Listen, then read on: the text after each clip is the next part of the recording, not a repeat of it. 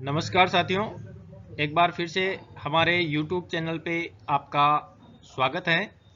आज हमारा टॉपिक रहेगा सूर्य में सूर्य की दशा और सूर्य में राहु की अंतर्दशा। उससे पहले हमारा विशेष सभी यूट्यूबर्स जो देख रहे हैं, हमारे दर्शक, उनसे निवेदन है कि हमारे YouTube चैनल को ज़्यादा से ज़्यादा सब्सक्राइब करें और लाइक करें, शेयर करें। तो साथियों, चलते हैं आज के टॉपिक पे। सूर्य में सूर्य की दशा और सूर्य में राहु की अंतर्दशा के विषय में जानते हैं। इस प्रत्यंतर दशा के समय जातक की छाती और जिगर गंभीर रूप से प्रभावित होते हैं। बलगम संबंधित शिकायतों में वृद्धि होती है। यदि जन्म कुंडली में राहु से युति के कारण सूर्य पीड़ित हो तो कदाचित जातक को पीलिया हो सकता है। अच्छे स्वास्थ्य के लिए जातक को किसी भी तेल का सेवन नहीं करना चाहिए। कदाचित उसे सुबह सवेरे खाली पेट तुलसी के कुछ पत्ते चबाने चाहिए। उसे तुलसी के पौधे में भी जल चढ़ाना चाहिए। तेज धार वाले हथियार या पत्थर से चोट लगने की संभावना होती है।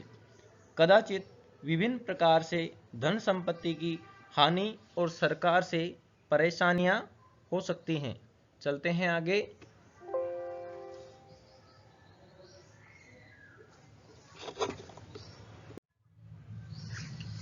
सूर्य में सूर्य की दशा और सूर्य में बृहस्पति की प्रत्यंतर दशा के संबंध में सामान्यतः यह एक अच्छा समय होता है।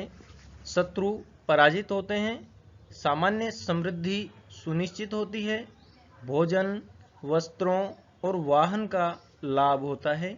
यदि जातक एक छात्र है और वह किसी भी परीक्षा में बैठता है तो वह अपने प्रयास में सफल होता है। यदि बेरोजगार हैं तो जातक को रोजगार प्राप्त करने का प्रयास करना चाहिए, जिसमें वह सफल भी होता है, अर्थात उसे रोजगार की प्राप्ति होती है।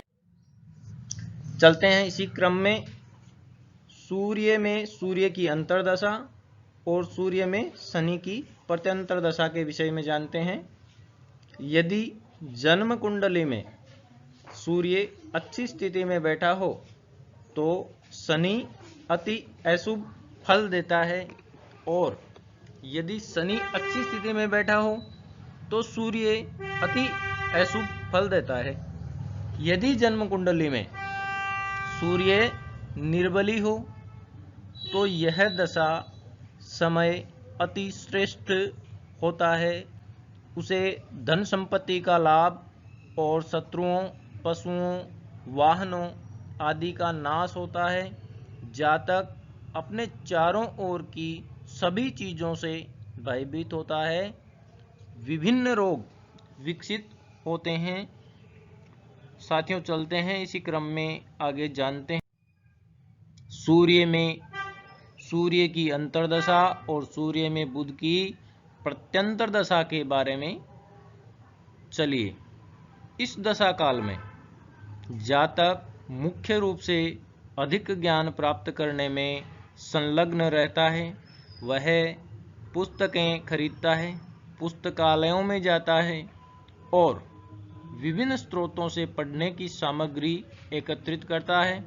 उसके निकट सगे संबंधी उससे मिलने आते हैं। यद्यपि उसे धन का लाभ भी होता है, लेकिन लाभ का मुख्य भाग जातक पुस्तकें एवं अध्ययन की अन्य सामग्री को खरीदने पर और सगे संबंधियों की आवाभगत पर खर्च करता है।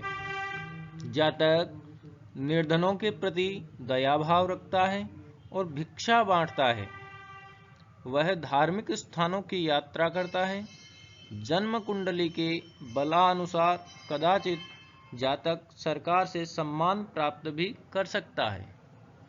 चलते हैं इसी क्रम में आगे सूर्य में सूर्य की अंतर्दशा और सूर्य में केतु की प्रत्यंतर दशा के बारे में जानते हैं। सामान्यतः यह दशा काल अच्छा नहीं होता है। कदाचित जातक का स्वास्थ्य दुष्प्रभावित हो सकता है। यदि जन्म कुंडली में सूर्य और केतु की युति एक ही अंश पर हो तो कदाचित उसके जीवन को खतरा हो सकता है।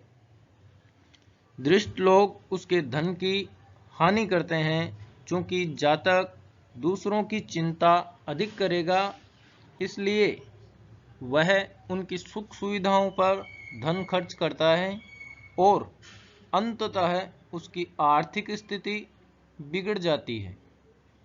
अपने सगे संबंधियों के साथ बार बार का झगड़ा और शत्रुओं के साथ होने वाला कलह उसकी मानसिक शांति को भंग कर देता है।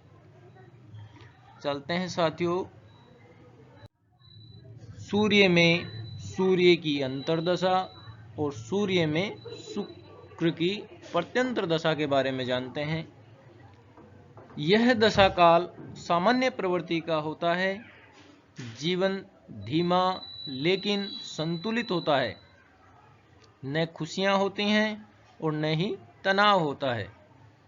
कभी कभी प्रासंगिक धन लाभ और स्त्रियों एवं मनोरंजन पर व्यय होता है। इस समय जातक के विवाह होने की संभावनाएं होती हैं। यदि शुक्र अस्त है तो कदाचित जातक मैथुन संबंधित रोगों के संपर्क में आ सकता है। उसकी भार्या के स्वास्थ्य को देखभाल की आवश्यकता होती है। उसका अपनी भार्या से अर्थात पत्नी से कलह होती है। कुछ मामलों में तलाक या कदाचित भार्या की मृत्यु भी हो सकती है। तो साथियों, आज का हमारा प्रकरण यहीं समाप्त होता है और आगे भी हम आपके लिए इसी प्रकार की जीवन से जुड़ी हुई उपयोगी सामग्री को प्रस्तुत करेंगे और हम आपसे ये निवेदन करेंगे कि ज़्यादा से ज़्यादा हमारे इस चैनल को सब्सक्राइब करें और लाइक करें और सब शेयर करें। जय जय श्री राम, राधे राधे, धन्यवाद।